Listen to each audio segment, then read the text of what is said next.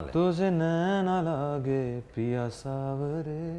Bag में commerce का text book था जब मैंने मोहित सूरी से वो लम्हे वो बातें का ब्रीफ लिया था। मेरे पास कोई सॉन्ग बैंक नहीं है। अगर मैं दिल झूम की बात करूँ तो देखिए वो फिल्म है 1971 का बैकड्रॉप। मैं गदर 2 जब मैंने थिएटर में देखी और अनिल शर्मा जी को मैंने इंटरवल सीन पे रोते हुए देखा। मैंने सुना कि आपके पिताजी ने किसी के पास गए थे, कैसे मिली पहली फिल्म? वो तो बात है 2005 की, जहर फिल्म थी। तो मेरे परिवार की वजह से रियाज के समय फटके भी बहुत खाए हैं। दादाजी पंडित राम प्रसाद शर्मा जी जिन्होंने 5000 से ज्यादा संगीतकारों को सिखाया है, बहुत नामी कंपोजर रहे सुरेंद्र सोडी, उनको बाकायदा बांध कर सिखाया क्योंकि वो भाग जाया करते थे। आज तक जितने भी स्टूडेंट सिखाए किसी से भी फीस नहीं ली।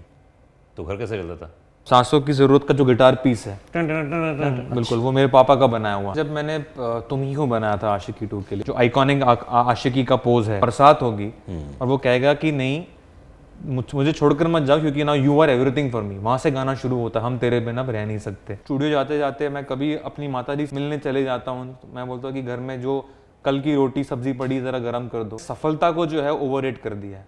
सफलता और आनंद में बहुत फर्क है। बट जब फिल्म फ्लॉप हो जाती है तो क्या हुआ? तो आप पैसे तो स्टॉक मार्केट में भी कमा सकते हो। संगीत हम क्यों कर रहे हैं? हम संगीत कर रहे हैं क्योंकि हम वार्तालाप करना चाहते हैं। बिना किसी अनुभव से गुजरे आप उस एहसास को महसूस करना चाहते हैं तो मिथुन के संगीत को सुनिए। तो कैसे मुलाकात हुई, कैसे शादी का प्लान किया आप लोगों ने? हम अभी विवाह के बाद हम डेट कर रहे हैं तो ये बड़ी अच्छी बात है। सफल वैवाहिक जीवन के लिए क्या क्या आवश्यकता चीजें होती हैं, आवश्यक चीजें अगर आप म्यूजिक डायरेक्टर नहीं होते जी तो क्या होते? मैं आपके साथ पॉडकास्ट किया करता था।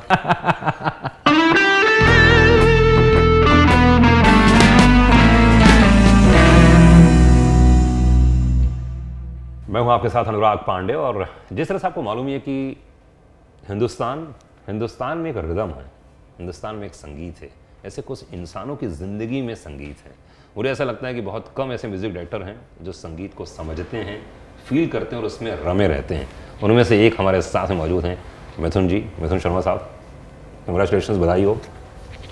बहुत धन्यवाद और आपके अच्छे शब्दों के लिए धन्यवाद। कमाल है मतलब यार मिथुन, जब भी मैं आपके बारे में सोचता हूँ, सुनता हूँ और आपका म्यूज़िक सुनता हूँ, एकदम मुझे ऐसा लगता है कि यार ये कैसे बनाया गया होगा, क्या फील किया गया होगा। तो अगर मैं आपसे पूछूं आपकी ज़िंदगी में सबसे एक गाना जो मेमोरेबल है आपके जहन में कि अनुराग ये गाना जब बनाया तो मतलब रोंगटे खड़े हो जाते हैं, आज भी उसके बारे में सोचते हैं, तो वो कौन सा गाना है और क्या हुआ था? देखिए जहाँ तक प्रक्रिया की बात है पांडे जी की, हर गाने का जो एक फैब्रिक होता है वो बहुत एक शिद्दत से गुजर के एक सफ़र से गुजर के हम वहाँ पे पहुँचते हैं। कम से कम मैं अपने संगीत को उस तरीके से देखता हूँ। लेकिन अगर उत्तर देना ही है, जैसे मेरा एक गाना है अनवर फिल्म में, तुझे नैना लागे। अरे कमाल है। तुझे नैना लागे पिया सावरे। तो ये जो मैं 20 साल का था जब मैंने गाना कंपोज किया जी, और फिल्म का नाम था अनवर। तो मेरे पास कोई सॉन्ग बैंक नहीं है। तो जब कोई भी निर्देशक मेरे साथ काम करने के लिए आते हैं तो मैं उनसे यही दरख्वास्त करता हूँ कि मेरे पास कोई सॉन्ग बैंक नहीं है, ना तब था ना आज है। अच्छा। तो मैं उनसे यही मैं दरख्वास्त रखता हूँ कि आप जो है अपनी कहानी मुझे सुनाइए, क्योंकि कहानी से क्या आता है, कहानी से एहसास उत्पन्न होता है। एहसास उत्पन्न होगा तब तो धुन आएगी। क्या बात है। वो फील नहीं आएगा तो कैसे धुन आएगी? हाँ, तो वरना तो फिर मतलब ठीक है, हर किसी का तरीका अलग है, लेकिन मैं कहानी को सुनकर, ऐसा नहीं कि मेरा कोई टैंट्रम है या ऐसा कुछ वो नहीं है। जैसे जब मैंने गदर 2 अभी की तो मैंने अनिल शर्मा जी, इतने बड़े इतने सीनियर डायरेक्टर, लेकिन उनसे भी मैंने कहा कि सर आप मुझे प्लीज़ एक बार कहानी सुनाइए। और फिर उन्होंने मुझे 3 घंटे तक खुद नरेशन दी। फुल नरेशन अच्छा। आंसुओं के साथ में। ओहो हो। अनिल शर्मा जी को मैंने इंटरवल सीन पे रोते हुए देखा कि जब तारा सिंह जो है अपनी वाइफ को कहता है कि मैं अपने जीते को लेकर आऊंगा वापस, और उन्हें बोला कि वहां पर गाना शुरू होता है और वो बोल के वो रुक गई, नरेशन वहां पे रुक गया और उनके आंसू आ गए थे। फिर उन्होंने जाके अपने पानी पिया, अपने आंसू पहुंचे। तो देखिए ये जो मोमेंट्स होते हैं ये आपको प्रेरित करते हैं। तब जाके मैं फिर बैठा सईद कादरी साहब के साथ में, उन्होंने गाना लिखा, ऐ दो जहां के मालिक सुन ले मेरी गुजारिश, मेरे जिगर के टुकड़े के वास्ते ये ख्वाहिश, वो जहां भी जिस जगह हो तेरा हाथ सर पे रखना, उसे खैरियत से रखना। उसे खैरियत से। क्या गाना है, क्या गाना है, कमाल है। खैरियत मतलब जितनी बार सुनता हूँ उतने रोंगटे खड़े हो जाते हैं यार जी। तो ये प्रोसेस है, मतलब बहुत अच्छी बात बोली आपने जो मुझे समझ में आई। मैं रिपीट करता हूँ कि जब तक कोई डायरेक्टर या प्रोड्यूसर आपको बताएगा नहीं कि कहानी क्या है, सीक्वेंस क्या है, सिचुएशन क्या है, तो आप उनसे इंस्पायर होकर गाने बनाते हैं। बिल्कुल बिल्कुल। और मुझे लगता है इसकी ज़रूरत है पांडे जी, क्योंकि हम आज के दुनिया में इंसान इंसान से हम इतने डिस्कनेक्ट हो गए कि ना सोशल मीडिया पे बर्थडे विश करते करते हम इतने ये बात तो सही है। ये जो कनेक्शन है, ये दूसरे के आंसुओं को देखकर खुद अंदर से थोड़ा सा नम होना, ये बहुत अच्छी बात है। रिसेंटली कौन सी फिल्म देख के आप थोड़े नम हुए? कौन सा सीन देख के? मैं गदर 2 जब मैंने थिएटर में देखी और वो जो माहौल मैंने देखा, क्योंकि देखिए मैंने ये किस्से सुने थे शहनशाह के बारे में, मैं मेरे पैदा होने की पहले की बात है, आपने शायद वो दौर देखा है, आपने इतना काम किया है कि शहनशाह में और खुदा गवाह में, मर्द में, बच्चन साहब, ये तो हम सुन के बड़े हुए। लेकिन ये जो माहौल है सिनेमैटिक उत्सव, क्योंकि मैंने अपने जीवन में म्यूजिकल हिट्स बहुत देखी है, आशिकी 2 देखा है, कबीर सिंह देखा है, सनम रे, जितने मर्डर 2, लेकिन ये जो सिनेमैटिक हिट है, ये मेरी पहली सिनेमैटिक हिट है और मेरी पहली फिल्म जिसने 500 करोड़ का बिजनेस किया। और हाँ, पहली फिल्म है ना आपकी। बट जब पहली फिल्म आपको मिली होगी, हाँ, मैंने सुना कि आपके पिताजी ने किसी के पास गए थे, क्या था, कैसे मिली पहली फिल्म? वो तो बात है 2005 की, जहर फिल्म थी। जहर, हाँ। तो मुकेश भट्ट जी जो है, उन्होंने मेरे पापा को बुलाया था, क्योंकि वो जो गाना था वो लम्हे वो बातें, तो आतिफ असलम लाए थे वो गीत, और वो उसको रीअरेंज करके उसको फिल्म, हिंदी फिल्म का जो एक स्ट्रक्चर होता है, ढांचा होता है, उसके मुताबिक उसको रिकॉर्ड करना चाह रहे थे। तो मेरे पापा तो बहुत जाने माने म्यूज़िक अरेंजर है, आप जानते हैं। तो जब पापा गए थे उस मीटिंग में, तो वहाँ पर एक यंग डायरेक्टर थे, एक यंग सिंगर थे, तो पापा ने उनसे वही कहा कि मैं थोड़ा सा उम्र दराज अपने आप को फील कर रहा हूँ यहाँ पे, मैं अपने बेटे को भेज देता, वो सही बैठेगा इस माहौल में। तो वो निर्देशक थे मोहित सूरी, जो उस वक्त आई थिंक 22 साल के थे, गायक थे आतिफ असलम जो 20 साल के थे, और मैं उस वक्त 19 साल का था, मैं कॉमर्स के लेक्चर में बैठा हुआ था। अच्छा, हाँ जी, अच्छा। तो मुझे वहीं से फ़ोन करके पापा ने बोला कि कॉलेज से निकलते हुए मैं एनएम में, मैंने कॉलेजिंग, मेरी जो कॉलेज है ग्रेजुएशन एनएम से किया है, तो वहीं पर मुकेश जी का ऑफिस हुआ करता था उस टाइम पे, उसी रोड पर। अच्छा। तो मैं वहाँ से निकल के उस मीटिंग में गया, मेरे बैग में कॉमर्स का टेक्स्ट बुक था जब मैंने मोहित सूरी से वो लम्हे वो बातें का ब्रीफ लिया था। अरे क्या बात है। ऐसा होता है कि जैसे आपके पिताजी इस इंडस्ट्री में थे जी, ऑलरेडी, प्यारेलाल जी तो खैर हैं ही हैं जी, इन्हें परिवार खानदान जी, ये नेपोटिज्म जैसा शब्द होता है हिंदुस्तान में? लोग तो बहुत ही बवाल मचा चुके हैं। देखिए मुझे लगता है कि इस बात पे डिपेंड करता है कि आप उसे कैसे देखते हो। ओके। जैसे अगर मैं बात करूँ, मुझे वर्ड का उस इंग्लिश वर्ड का असली मतलब भी नहीं पता, तो मैं उसको इस्तेमाल नहीं करना चाहूँगा। लेकिन अगर आप परिवारवाद की बात करें, तो मेरे परिवार की वजह से मैंने, क्या बोलते हैं ना, कि रियाज के समय फटके भी बहुत खाए हैं। हाँ, तो ये भी परिवारवाद है। परिवारवाद है बिल्कुल, क्योंकि मैं इस खानदान से आता हूँ। और एम्बेरस भी हुए होंगे, लोगों ने कई बार बोला कि तुम उनका बेटे हो, तुमको ये नहीं मालूम, तुमको ये नहीं करना आता है। ये भी हो सकता है, कई बार हो सकता है किसी आर्टिस्ट के साथ हो। प्रभु का धन्यवाद है कि मेरे साथ नहीं हुआ, लेकिन वो इसलिए नहीं हुआ पांडे जी, क्योंकि मेरे पापा ने सुबह 4:30 बजे उठकर मुझे रियाज कराया है। तो वो भी परिवार का ही हिस्सा है, क्योंकि वो घराने का हिस्सा है। मैं जब मेरे दादाजी इस तरीके से हमको सिखाते आए हैं, और जो बलिदान मुझे करने पड़े, क्योंकि मेरे पापा के फैमिली, अपने नाम की बात की, नाम के साथ एक क्या उसकी जिम्मेदारी है, महिमा उसकी जुड़ी हुई है। आपने कहा तो पापा ने वही कहा, तो अगर आपको अपने बड़ों के नाम को, मेरे दादाजी पंडित राम प्रसाद शर्मा जी, जिन्होंने 5000 से ज्यादा संगीतकारों को सिखाया है। अरे बाप, किन किन को सिखाया? बहुत सारे लोग उनके शागिर्द थे। अनु मलिक जी उनके सबसे बड़े, तो प्यारे जी उनके शागिर्द थे। अनु मलिक जी उनके शागिर्द थे। जतिन ललित जी ने उनसे सीखा है, ललित जी ने उनसे सीखा है, बहुत सारे लोग, अमर हल्दीपुर साहब भी उनसे सीखा है, और विजुषा जी उनसे सीखे हैं। तो क्या सीखते थे? वो सब इंस्ट्रूमेंट सिखाते थे। अच्छा, इंस्ट्रूमेंट सिखाते थे? सारे इंस्ट्रूमेंट सिखाते थे, और संगीत, रियाज, क्लासिकल, वोकल भी, बिल्कुल सब चीज सिखाते थे। अच्छा, बेसिकली टीचर थे वो प्रॉपर गुरु थे। अच्छा। और उन्होंने, आपको जानकर खुशी होगी कि आज तक जितने भी स्टूडेंट सिखाए, किसी से भी फीस नहीं ली। तो घर कैसे चलता था? गुरु दक्षिणा। हाँ, उस परंपरा, गुरु दक्षिणा जो है हमारे देश की परंपरा, भूलिए मत इतनी आसानी से। तो वो जो लेकिन एक जीवन उनका था, सादा जीवन था। ऑफ कोर्स उनका बेटा जो है प्यारे जी, देश के सबसे दिग्गज संगीतकार बन गए, लेकिन तब भी दादाजी जो है वो लुंगी कुर्ता में ही जीते थे, और अंत तक ऐसे ही रहे। क्या डेडिकेशन होगा ना यार, क्या समर्पण होगा। आजकल के तो संगीत के मास्टर जी आते हैं और करवाते कुछ नहीं है, पैसा वाले जाते हैं महीने के एंड में। आपको सुन के ताज्जुब होगा कि एक बहुत नामी कंपोजर रहे, सुरेंद्र सोडी। हाँ, सुरेंद्र सोडी में जानता हूं। सोडी जी, तो उनको भी मेरे दादाजी ने सिखाया। और उनको बाकायदा बांध कर सिखाया, क्योंकि वो भाग जाया करते थे। अच्छा, बांध के सिखाया है। Okay. क्योंकि उनके जो परिवार वाले थे जो उनको लेकर आए थे, उन्होंने कहा कि बाबा जी बोलते थे उनको, दादाजी को, कि आप इसको सिखाइए, क्योंकि इनके परिवार में अब कोई नहीं है, तो इसका जीवन जो है सही बनना चाहिए। तो दादाजी ने व्यक्तिगत उसमें समय देकर, भावनाएं डालकर उनको बांध कर सिखाया कि वो इतने, हमारे इंडस्ट्री के सबसे ज्ञानी जो लोग हैं उनमें से उनका एक नाम आता है सोडी जी का। तो मतलब ये पैशन भी होता है ना भाई, टीचिंग का पैशन भी है एक। बिल्कुल है ना। आप किस चीज़ के बारे में अगर मैं बोलूँ कि 3 घंटे सिखा सकते हैं मुझे, क्या चीज़ संगीत के सिवाय कौन सा सब्जेक्ट होगा, क्या चीज़ होगी? बहुत सारी चीज़ें। मुझे क्या बोलते हैं कि नज़रिया तो मेरा है, काफ़ी चीज़ों पर है। बताइए। नहीं, लेकिन डिपेंड करता है कि आप क्या जानना चाहते हैं। लेकिन मुझे लगता है जीवन अपने आप में बहुत, आप जीवन के बारे में मुझसे कुछ पूछेंगे तो मुझे उसके बारे में बात करना अच्छा लगता है। लेकिन हमारा वो मुद्दा रह गया, मैं परिवारवाद की हम जो बात कर रहे थे, देखिए उसका एक क्या बोलेंगे फ्लिप साइड तो नहीं बोलूँगा, क्योंकि वो रियाज किया, वो जो मैंने बलिदान दिए, वो त्याग किया, इसीलिए मैं अपने सफ़र में कामयाबी हो सका। पर लोगों को तो मत है कि अगर आपके पिताजी इस इंडस्ट्री में नहीं होते तो आपको ये मौका ही नहीं मिलता पहला वाला। लोगों का नेपोटिज्म का दूसरा एंगल, फ्लिप एंगल ये भी है। बिल्कुल है, बिल्कुल है। लेकिन मुझे लगता है कि पंडित जी, अगर एक डिजर्विंग व्यक्ति को मौका मिलता है तो इसमें बुरी बात क्या है? हाँ, क्योंकि अगर नहीं होते डिजर्विंग तो आप 2 फिल्म करके बैठ जाते घर में। बिल्कुल। बाकी तो फिल्में, हाँ ओके, 2 फिल्में क्या, मैं वो एक गाना भी नहीं कर पाता, क्योंकि मेरे पहले मीटिंग में जब मेरे पापा निकले, उसके बाद वो किसी मीटिंग में आज तक शामिल नहीं हुए।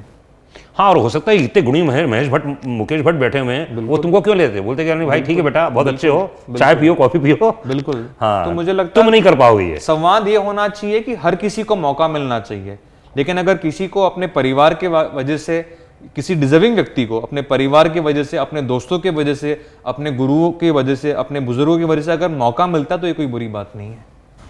कोई बुरी बात नहीं है। तो मतलब ये क्या, आप इसको तो न्याय नहीं मानेंगे कि डिजर्विंग व्यक्ति को मौका भी नहीं मिलना चाहिए? वो भी उसका फ्लिप साइड है। हाँ, वो भी अन्याय हुआ ना। आपके पिताजी अगर एक मकबूल व्यक्ति है तो आपको मौका भी नहीं मिलना चाहिए, ये भी उसका गलत साइड है। गलत साइड है। मौका तो सबको मिलना, कम से कम एक फेयर मौका तो मिलना चाहिए, उसके बाद तो भाई अपना नसीब है। और हर जगह तो आपके पिताजी जा नहीं सकते हैं ना, आपको नाम कर सकते हैं। और आप देखेंगे, आपने जीवन देखा है पांडे जी, कि जीवन जो है अपने आप में न्याय कर देती है। वक्त लगता है, लेकिन आपने बहुत मौसम देखे होंगे। सही बात है ना, 4 बारिशों के बाद जो है हर चीज जो है कहीं ना कहीं आके उसका जो है आंकड़ा है सही जगह पर पहुंच जाता है। आप मानते हैं ये कर्मा, बिलीव करते हैं? बिल्कुल बिलीव करता हूँ, लेकिन आपका डिपेंड करता है कि आपकी परिभाषा क्या है। नहीं, कहते हैं कि अच्छा कर्म करोगे तो अच्छा फल मिलेगा। कई लोग कहते हैं कुछ कर्मा नहीं होता यार, जो कर रहा हूँ करने दो ना, मुझे कोई अंतर नहीं पड़ता है। मैं ये विश्वास रखता हूँ पंडित जी की हर चीज का परिणाम है, हर चीज का परिणाम है। तो आप उसको कर्मा बोल ले, आप उसको आध्यात्म बोल ले, आप उसे न्याय बोल ले, दंड बोल ले, लेकिन परिणाम तो हर चीज का है, क्योंकि ये तो प्रकृति का नियम है ना कि जो बीज बोएंगे तो फल तो वही आएगा। ये तो इसमें कोई रॉकेट साइंस नहीं है। पर ऐसा क्यों होता है कि जो सफल व्यक्ति हो जरूरी नहीं कि वो अच्छे इंसान हो? 80% लोग जो सफल व्यक्ति होते हैं वो थोड़े से करप्ट होते हैं दिमाग से। क्योंकि मुझे लगता है कि दुनिया ने सफलता को जो है ओवररेट कर दिया है। सफलता और आनंद में बहुत फर्क है। नहीं, फिर से बोलिए क्या मतलब? सफलता को जो है हमने बहुत ओवररेट कर दिया है। सफलता को हमने बहुत कीमती मान लिया जीवन में। नहीं होता है, कीमती है, लेकिन उतना नहीं है कि उसके लिए आप अपना जीवन, अपना परिवार, अपने अनुभव को त्याग दे। आपके हिसाब से सफल व्यक्ति कौन है? जो आनंद में है। जो आनंद में है वो सफल है। वही सफल है। सफल के बहुत सारे अनुवाद निकलते, लेकिन अगर आप एक तरीके से देखें, हम सब फल, सफल तो वो भी एक अनुवाद है उसका। तो मुझे लगता है कि, और ये देखिए, जो लोग काम को सब कुछ मानते हैं, अगर उनको वो मिल गया तो वो सफल है। बहुत सारे लोग हैं जो परिवार को सब कुछ मानते हैं, हाँ, और उसके लिए उन्होंने अपने काम को भी उन्होंने सैक्रिफाइस किया है। तो आप कहेंगे वो सफल नहीं है? बिल्कुल सफल है, क्योंकि वो जो मानते हैं वो कर रहे हैं और खुश है। हाँ। हमारी माताएं, जैसे मेरी मॉम जो है होम मेकर है, हाँ, वो खुश है, उनके लिए यही सफलता थी कि मेरा स्कूल यूनिफॉर्म जो है टाइम से तैयार होना चाहिए। क्या तो आप बोलेंगे सफल नहीं है? बहुत बड़ी बात है। हमने सिर्फ आंकड़ों को सफलता मान लिया है, हमने सिर्फ सोशल मीडिया फॉलोइंग को सफलता मान लिया है। ये इसके ऊपर संवाद होना चाहिए। पर सफलता वो है जो आप चाहते हैं, अगर आप वो अच्छे से कर रहे हैं आप सफल हैं। बिल्कुल सफल है। हाँ, आपने माँ की बात की, बहुत इंटरेस्टिंग बात की, लेकिन आज के जितने भी नया वर्ग आ गया है वो फेमिनिज्म की बात बहुत करता है। हमारी महिलाएं बात करती हैं कि नहीं हमको काम करना है, पैसे कमाने। What do you think? क्योंकि आपकी धर्मपत्नी हैं, वो भी गायक हैं जी, वो भी गाती हैं जी, आपकी माँ हाउसवाइफ थी जी, समाज में सब प्रकार के लोग हैं आपके परिवार बिल्कुल में, है। तो क्या बोलते हैं, क्या होता है फेमिनिज्म का एग्जैक्ट मीनिंग क्या आपके हिसाब से? देखिए मीनिंग की बात नहीं है पांडे जी, मुझे लगता है कि बात अनुभव की है कि हर व्यक्ति जो करना चाहता है, जिसमें उसे आनंद मिलता है, जब वो कर पाता है तो फिर जो है संतुलन बनता है पूरे परिवार का। जैसे आपने बहुत सही कहा कि मेरी वाइफ जो है, मेरी पत्नी एक वर्किंग वुमन है और वो अपने तरीके से बहुत खुश है, बहुत सफल है। और मैं उसका जो दूसरा पहलू है कि मेरी माता जी जो है वो एक होम मेकर है, पर मैं उनको भी उतना ही खुश देखता हूँ। दोनों जब मिलते हैं एक दूसरे से बहुत आदर करते हैं, एक दूसरे के डिफरेंसेस का आदर करते हैं और परिवार ऐसे ही तो बनता है। तो कैसी होती हैं दोनों महिलाएं, कैसी, क्या क्या अलग नजर आता है दोनों में कि यार ये कर रही हैं, मम्मी ऐसी हैं, जी, बीवी ऐसी कर रही हैं, इनके पास टाइम नहीं है बीवी के पास, जी, या तो ट्रैवल करती हैं, हाँ। तो क्या महसूस करते हैं आप? टाइम नहीं है तो मैं ऐसे नहीं बोलूंगा। मुझे लगता है कि हमारे प्रायोरिटीज होते हैं, प्रायोरिटीज होते हैं, समय नियुक्त होता है और वो अच्छी बात है। अगर मैं अगर किसी का सच में वेल विशर हूँ, मैं चाहूँगा कि वो अपने वक्त का सही से सही उपयोग करे। मैं अभी 6 महीने भी नहीं, कुछ अभी 2 महीने पहले लंदन में था। मेरी पत्नी वहाँ पे रॉयल अल्बर्ट हॉल में परफॉर्म कर रही थी। एक भारतीय सिंगर होने के नाते वो लता जी को वहाँ पर ट्रिब्यूट दे रही थी विदेश में। वाह। और वहाँ पे ऑडियंस में जो है भारतीय लोग थे, एशियन लोग थे, अंग्रेज लोग थे, अमेरिकन लोग थे, जर्मन लोग थे और मैं ऑडियंस में बैठा हुआ था वहाँ पर। अच्छा, ऑडियंस में थे? मैं ऑडियंस में बैठा हुआ था। क्योंकि वो मोमेंट जो था वो पलक का था, वो उनका था। और मैं वहाँ पर एक कंपोजर के नाते नहीं, मैं वहाँ पर एक पति होने के नाते गया था। वाह। तो मुझे वो भी सफलता है, वो मेरी भी सफलता है, वो भी एक मोमेंट है। और यहाँ पर मैं कभी स्टूडियो जाते जाते मैं कभी अपनी माता जी से मिलने चले जाता हूँ। तो मैं बोलता हूँ कि घर में जो कल की रोटी सब्जी पड़ी जरा गर्म कर दो, वो भी सफलता है। सफलता है, माँ खुश रहती होगी। बिल्कुल, उनके लिए वही मोमेंट रॉयल अल्बर्ट का मोमेंट है। तो मुझे लगता है कि हम सफलता को डिफाइन नहीं करें। तो आजकल वर्किंग वुमेन क्या बोलना चाहते हैं आप, क्या करें, कैसे घर को मैनेज करें? क्योंकि देखो आपके थॉट्स हैं, आपने बोला विचार है मेरे पास, तो विचार दे दिए मैंने आपको। नहीं फिर भी क्या करना चाहिए? कई लड़कियां बड़ी परेशान है, समझ में नहीं आ रहा है कि मैं घर देखूं, परिवार देखूं, काम देखूं, नहीं मैं तो ऐसी हूं, माई रूल माई लाइफ। क्या करना चाहिए? मुझे लगता है कि जो उनकी बुलाहट है, आप उसको बिल्कुल, आप जिस चीज़ में आपको संतुष्टि मिलती है, लेकिन मुझे लगता है कि संतुष्टि को समझने के लिए भी थोड़ा सा ध्यान करना ज़रूर होता है कि अपने बुजुर्गों को भी देखे, अपने जो हमारे देश की जो परंपरा इतने सालों से चली, जो अच्छी परंपरा चली आ रही है ना, मुझे लगता है उस पर भी गौर करे और अपने इतिहास से सीखे। और ये हम सिर्फ महिलाओं के नहीं, हमारे लिए भी है, सबके लिए है। तो कि क्या सीख सकते हैं महिला, क्या और पुरुष क्या सीख सकता है इतिहास से, और भविष्य कैसे ले जा सकता है? आपको क्या लगता है क्या कमी आ गई है आजकल? इतिहास को यार प्लीज एक बार जाके देखो, लोग कैसे करते थे, आजकल के लोग नहीं करते। अनुराग जी, ये क्या चीज़ है? अलग अलग विषय के ऊपर हम मतलब जाएंगे तो फिर उस पर हम चर्चा कर सकते हैं। लेकिन जैसे मैंने आपसे कहा कि मैं संगीत कैसे करता हूँ, एक एग्जाम्पल मैं आपको देता हूँ कि हमारे जो गुरुजन रहे हैं और जो वो कैसे कंपोज करते थे, वो कैसे वक्त देकर कंपोज करते थे। जो आप पहले देखिए, हम टीम्स की बात करते थे कि जैसे लक्ष्मीकांत प्यारेलाल जी और आनंद बख्शी की टीम थी। लक्ष्मीकांत प्यारेलाल, सुभाष घाई, हाँ राइट, साथ में उन्होंने जो अभी तो ब्रांड बोलते हैं, लेकिन मुझे लगता है वो वर्ड जो है बहुत कमोडिटी वाला वर्ड है। मैं उसको रिश्ता बोलूंगा। रिश्ते की बात, क्या बात, आप संबंध की बात करें। बहुत बढ़िया। ए.आर. रहमान साहब, मणिरत्नम, संबंध है, आदर है, प्रेम है, और वही काम होता है, वही काम। उन्होंने समय बिताया, वो रिश्ता क्यों बना पांडे जी? अगर हम आज जूम पे काम करेंगे, कैसे बनेगा रिश्ता? सही बात ना, मैं अगर आज ईमेल पे गाना भेजना शुरू कर दूं, जो मैं नहीं करता, अच्छा, और व्हाट्सएप पे तो बिल्कुल नहीं भेजता। आइए स्टूडियो में सुनिए। बिल्कुल, इसमें कोई घमंड की बात नहीं है। इसमें बात यह है कि हम जो कर रहे हैं पहले उसका आदर करें, फिर मैं आपका आदर करूं, आप मेरा आदर करें। हम बैठे एक दूसरे के नजरों में जब आंखें मिलाकर तो देखें कि गाना कहां तक पहुंचा। सही बात है, आपको पसंद आ रहा है, नहीं पसंद आ रहा है, वो रिएक्शन मालूम पड़ेगा ना। बिल्कुल, नहीं तो मुंह पे तो हाँ अच्छा है, ठीक है, अरे भाई हो सकता है उसके जहन में कुछ और हो। और इसमें क्या एग्जैक्टली इसमें क्या हो गया है कि लोग जो है अप्रूवल के लिए इतने उत्सुक हो गए कि बिना कन्वर्सेशन के कुछ चेंजेस भी कर देते। चेंजेस बिल्कुल कर सकते हैं, लेकिन क्यों कर रहे हैं? हाँ, रीजन बताइए जरा। मैंने जो किया, पहले मेरा पॉइंट ऑफ व्यू तो सुन लीजिए। बिल्कुल, उसके बाद अगर आप सहमत नहीं है तो मैं कुछ और कर सकता हूं। लेकिन जब तक वो समय नहीं देंगे तो फिर वो काम, फिर हमने क्या सफर का मजा ही क्या लिया? फिर तो आप पैसे तो स्टॉक मार्केट में भी कमा सकते हो, ये बात तो ना सोते सोते भी पैसे कमा सकते हो। संगीत हम क्यों कर रहे हैं? हम संगीत कर रहे हैं क्योंकि हम वार्तालाप करना चाहते हैं, क्योंकि हम अपनी कला के माध्यम से आप एक्सप्रेस करना चाहते हैं। बिल्कुल। मुझे मोहित सूरी ने मदर 2 में सीन डिस्क्राइब किया था कि वो जो है इमरान हाशमी का जो किरदार है, वो जो है जानबूझ के वो बार बार जैकलीन के घर के आसपास से ही वहीं से गुजरता है, कमिटमेंट नहीं करना चाह रहा लेकिन घूम फिर के वो वहीं से गुजरता है। तो मैं, सईद कादरी साहब थे, मोहित थे, तो उन्होंने लिखा कि जिस राह पे है घर तेरा, अक्सर वहां से हाँ मैं हूं गुजरा, शायद यही दिल में रहा, तू मुझको मिल जाए क्या पता, क्या है ये सिलसिला, जानू ना मैं जानू ना, दिल संभल जा जरा, फिर मोहब्बत करने चला है तू। ये वार्तालाप से निकला है। क्या बात है, अगर आप बात नहीं करते, ये नहीं करते तो कैसे होता है ये बात? देखिए गाने तो वैसे भी बन जाते हैं, गाने बहुत कामयाब भी हो जाते हैं, लेकिन मुझे लगता है कि वापस सफलता की परिभाषा क्या है? सफलता की परिभाषा सिर्फ स्पॉटिफाई ट्रेंडिंग है? मेरे लिए वो नहीं है, वो भी है, लेकिन उसके साथ जो यादें जुड़ी हुई है, जो अनुभव जुड़ा हुआ है, जरा उसका भी लुफ्त उठाइए ना। वो तो बहुत सबसे इंपॉर्टेंट तो वही है, इंपॉर्टेंट बहुत वही है। वो आपको अंदर से संतुष्ट करेगा, सिर्फ बैंक को नहीं बढ़ाएगा। वरना क्या बैंक अकाउंट बढ़ते जा रहे हैं, लेकिन आदमी अंदर से, व्यक्ति जो है आज के जमाने में नाखुश, बहुत लोग दुखी है। क्यों दुखी है? इसके ऊपर संवाद होना चाहिए। हाँ, क्योंकि वो फील नहीं है, वो माहौल नहीं है। तो ईमेल कर दिया, हाँ अप्रूव कर दिया उसने, हो गया। करेक्ट। यार ये कुछ जम नहीं रहा है, क्या नहीं जम रहा है? बिल्कुल बताओ ना, क्या नहीं जम रहा है? बिल्कुल, वो बात ही नहीं करना चाह रहे हैं। बिल्कुल। तो वो जब बैठेंगे नहीं, बात नहीं करेंगे, चाय नहीं पियेंगे और आप बैठेंगे तो कुछ और 4 बातें करेंगे, एक रिश्ता बनता है।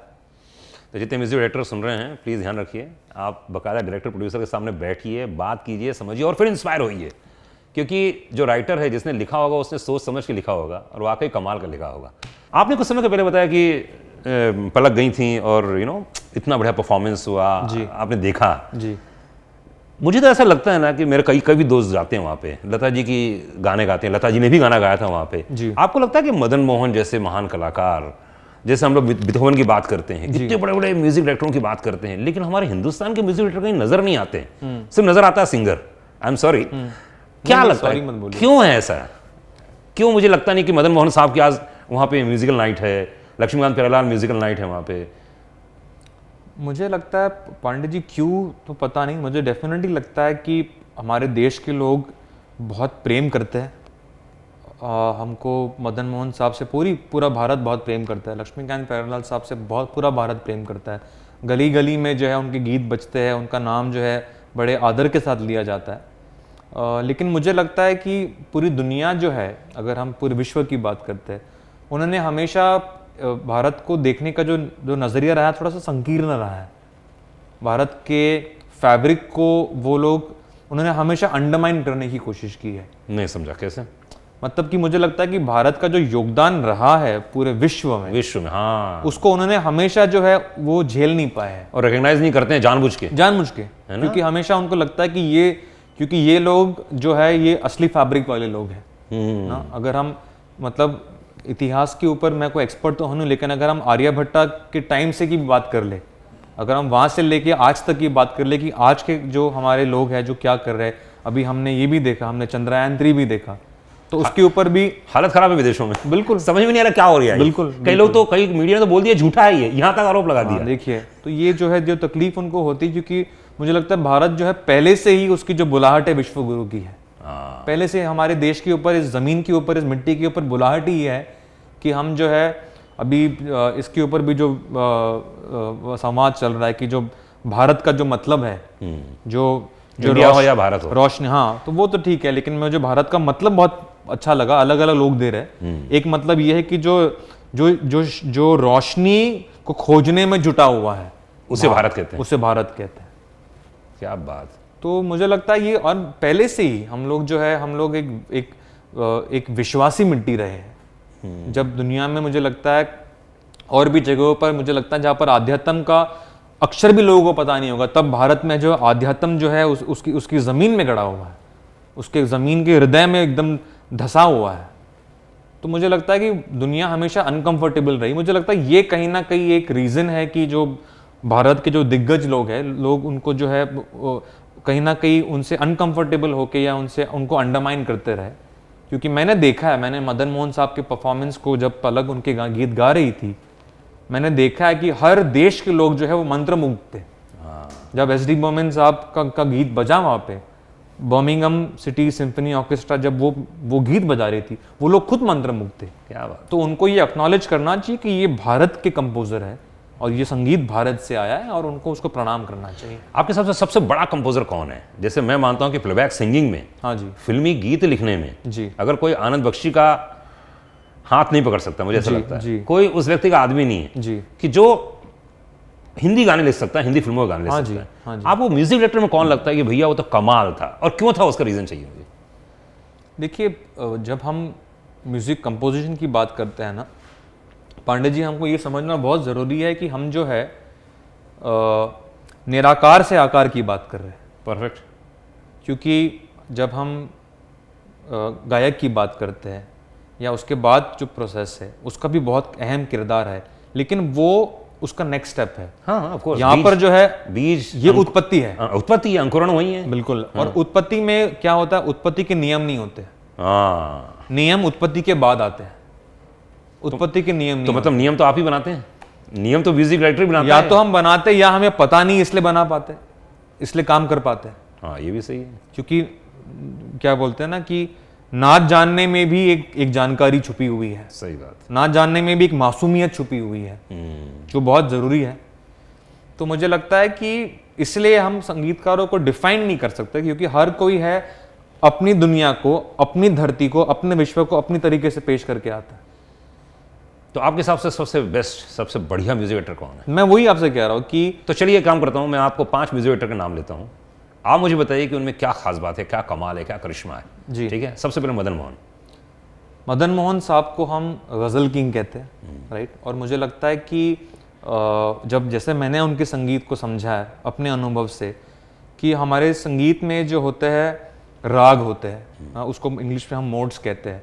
तो ये बेसिकली क्या होते हैं, ये संगीत के रास्ते होते हैं। जैसे इसको हिंदी का मोड भी कह सकते हैं कि यहाँ से ये राग चला, यहाँ मोड़ लिया। क्या बात है। तो अगर आप मदन मोहन साहब की कॉम्पोजिशन सुने, आप देखेंगे कि वो कहाँ मुड़ जाते हैं, कोई एक्सपेक्ट भी नहीं कर सकता था चलिए कि ये गीत वहां जाएगा। 2 या 3 एग्जांपल दीजिए। आप उनके कोई भी गाना, आप रुके रुके से कदम, रुके से कदम, ठीक है, आप देखिए वो कहाँ से कहाँ चले जाता है। वो कौंती का म्यूजिक सुन लीजिए आप, वो भूली दास्तां, उसका अंतरा देखिए कहाँ चला जाता है। मुझे एग्जैक्टली बताइए, मुखड़ा बताइए, फिर वो अंतरा कैसे मुड़ा ये बताइए। वो हर लाइन में मुड़ रहा है। जैसे आप मैं गाने नहीं वाला, छोटा सा गा दीजिए। नहीं, छोटा सा कर दीजिए। नहीं, बट आप देखिए वो उनके काम का एक्चुअली एथॉस ही वो था कि वो जो है दायरों में यकीन नहीं रखते थे। मुझे लगता है उनके मन को वो ही जानते हैं, इतने बड़े कलाकार है। लेकिन अगर हम उनके संगीत को सुनते हैं, मुझे लगता है वो जो मोड़ है, जिस तरीके से वो मुड़ते थे, वो मुझे लगता है, और वो ज्ञान से परे है, वो नियमों से परे है। क्योंकि शायद नियम वाले वो फैसला ना ले, लेकिन उन्होंने वो लिया और इतनी खूबसूरती से लेते थे ना कि मुझे लगता है कि वो डेफिनेटली अमर है। आर डी बर्मन। मुझे लगता है कि पंचम दा के अंदर जो उत्साह है, एनर्जी है। क्योंकि मैंने उनका सिटिंग मैंने कभी देखा नहीं, लेकिन जब मैं उनके गीतों को सुनता हूँ पांडे जी, मुझे लगता है कि उनका जो सिटिंग रूम हुआ होगा, वहाँ पर जो है जो माहौल हुआ होगा, जो ऊर्जा रही होगी, और एक व्यक्ति के अंदर जो एक जज्बा होता है कि कुछ नया करते, कुछ एक्सपेरिमेंट करते, कुछ एक्सप्लोर करते हैं। मुझे लगता है वो पंचम दा की खासियत है। लक्ष्मीकांत प्यारेलाल। एक शब्द में बोल दूंगा, यूनिवर्सिटी। अच्छा। हर जॉनर में, हर राग में मैं उनको, जैसे जो मुझे ये मेरा सौभाग्य था कि मैं प्यारे बाबा से सीख पाया कुछ सालों के लिए जब मैं कॉलेज में था। और जिस तरीके से, और देखिए इंस्ट्रूमेंट्स का इस्तेमाल, अगर आप बांसुरी की बात करें तो देखिए उन्होंने बांसुरी को कॉमन मैन से जोड़ दिया। अगर हम हीरो की थीम की बात करते हैं, बिल्कुल यहाँ पे बात उन्होंने म्यूजिक को इंटेलेक्चुअलाइज नहीं किया, सिंपल जनता तक पहुंचाया। और बहुत, क्या बोलूंगा मैं, बहुत प्रोफाउंड म्यूजिक को उन्होंने सिंपल कर दिया। कैसे? एग्जांपल दीजिए। ये जो, अगर हम हीरो की थीम की बात करते हैं, इसमें भी बहुत, ये मिश्रा राग में बना हुआ है। जो हमारा पीस है, आप गाइए जरा। नहीं गाइए मैं सिंगर नहीं हूँ। आप सिंगर नहीं तो क्या हुआ, लेकिन हर कोई गाता है इस थीम को। तो जो हमारा फेमस थीम है, जो हीरो का थीम है, तो ये कोई क्या कहते हैं ना कि बहुत सादा नहीं है, इसके पीछे एक बड़ा बड़ा ही कॉम्प्लेक्स हार्मनी प्रोग्रेशन है, एक राग है।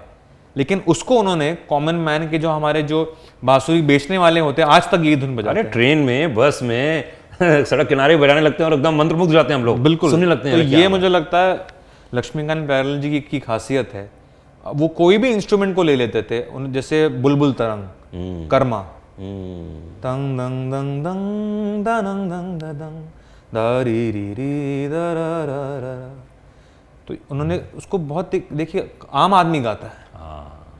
आप सिटिंग में बैठे हैं हम लोग के? नहीं, लक्ष्मीकांत बेहरलाल जी की सेटिंग में नहीं बैठा मैं, बहुत उनके बाद में पैदा हुआ हूं। लेकिन पापा से जो मैंने किस्से सुने हैं, जो माहौल को मैंने ग्रहण करने की कोशिश की, इंस्ट्रूमेंट्स में आई कैन गो ऑन। जैसे जो फारसी का की शायरी है, जिहाल मिस्किन, जो अभी दोबारा वापस बहुत जी, बहुत पॉपुलर हो गया है, राइट। उसको लता जी ने गाया है और उस वक्त पे उनका गीत है, और कॉमन आदमी उन्होंने इन गीतों को गाया है। तो मुझे लगता है कि ये जो कॉमन व्यक्ति से कनेक्ट करने की क्षमता है, इसमें जो है बादशाह है लक्ष्मीकांत बेहरलाल। ए आर रहमान, रहमान सर, मेरे लिए मैं उनको बहुत ख़ास मानता हूँ, क्योंकि मैं उनके संगीत को सुन के बड़ा हुआ। तो मैं जब स्कूल में था, तो उस वक्त जो संगीत की दुनिया को रेवोल्यूशनाइज किया था, वो था रोजा का म्यूज़िक, बॉम्बे का म्यूज़िक, दिलसे का म्यूज़िक। और मुझे लगता है रहमान सर ने साउंड को बहुत अहमियत दी, उसको बहुत निखारा। और उनसे सीखने वाली बात ये भी है कि मुझे लगता है उन्होंने शास्त्रीय संगीत को, हिंदुस्तानी और कर्नाटिक दोनों, उसको फिल्म में बहुत अच्छी तरह पिरोया है। कैसे, कौन से गाने में? कोई भी गाना आप सुन लीजिए, अगर हम कहना ही क्या की बात करते हैं, तो उसमें जो सरगम उन्होंने इस्तेमाल किया, खुद गाया भी रहमान सर ने, उसका इंटरल्यूड आप सुन लीजिए। अगर आप कर्नाटिक सुनिए, दिल से का जो टाइटल सॉन्ग है, उसमें उन्होंने कर्नाटिक इस्तेमाल किया है, लता जी के साथ उसको उन्होंने कोलैबोरेट करा है उस कर्नाटिक क्लासिकल वोकल को, और जो हम हमारे दक्षिण भारत के इंस्ट्रूमेंट्स भी यूज़ किए। वो गाना ही उस रिदम पे बेस्ड है, और उसके साथ में जो है पश्चिमी इंस्ट्रूमेंट्स भी बज रहे हैं।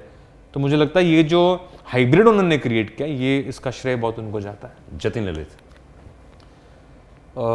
मुझे लगता है हिंदी फिल्म म्यूज़िक का एक साउंड है, उसकी एक सभ्यता है, जो अगर हम 50s की भी बात करते हैं, सी रामचंद्र जी के टाइम से लेकर आज तक, तो मुझे लगता है कि हिंदी फिल्म का जो एक क्या कहते हैं ना, उसकी एक मधुरता है, वो अपने आप में एक जॉनर है। हिंदी फिल्म जब हम बोलते हैं, at least by the time the 90s केम, वो अपने आप में एक जॉनर बन गया था। तो मुझे लगता है उस जॉनर को जतिन ललित जी ने बहुत अच्छी तरीके से निभाया है। कोई भी उनका अब कुछ कुछ होता है देख लीजिए, आप गुलाम का संगीत सुन लीजिए, मुझे लगता है उस हिंदी फिल्म का जो बड़प्पन होता है और उसकी एक भाषा होती है, उसका एक रुतबा है, उसको उन्होंने बहुत अच्छी तरीके से निभाया। विशाल शेखर, मैं कॉलेज में था जब विशाल शेखर का संगीत हमें सुनने को मिला। मुझे लगता है कि डांस म्यूजिक जो वो करते हैं, मुझे वो बहुत पसंद है उनका, जिस तरीके से वो, और उस वक्त 10 बहाने की मैं बात करूँ, दीदार दे, दीदार दे, कितना उनका बहुत सुंदर, और ओ साकी साकी। तो मुझे लगता है कि एक क्या कहते हैं, फिल्म में इलेक्ट्रो और डांस को लाने में जो उनका योगदान रहा है, keeping the melody very very Indian, क्योंकि विशाल जी का अपना स्टाइल है, शेखर जी बहुत सुरीले हैं, तो उनका जो कॉम्बिनेशन है वो बड़ा मधुर है। प्रीतम, मुझे लगता है कंसिस्टेंसी जो उनकी है, उनकी जो कंसिस्टेंसी है, और बार बार ये जिम्मेदारी जो है वो लेते हैं और निभाते हैं, और जिस तरीके से वोकल्स को इस्तेमाल करते हैं प्रीतम, मैं बहुत उनका मुरीद हूँ उस मामले में। मिथुन शर्मा एक हमारे विजिट अच्छा बहुत अच्छा। गदर 2 उनकी हिट हो गई है। जहर, या इसका जवाब आप ही दे दीजिए पांडे। नहीं बताइए, क्या लगता है दूर से बैठ के, क्या लगता है मिथुन शर्मा जब काम कर रहा है कैसा कर रहा है, कौन है, क्या खास बात है उसमें? इसका मैं निरपक्ष जवाब कैसे दूं? नहीं देना पड़ेगा, अगर ईमानदार हैं तो आप देंगे।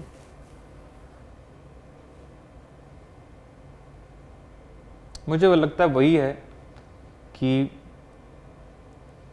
अगर बिना किसी अनुभव से गुजरे आप उस एहसास को महसूस करना चाहते हैं तो मिथुन के संगीत को सुनिए।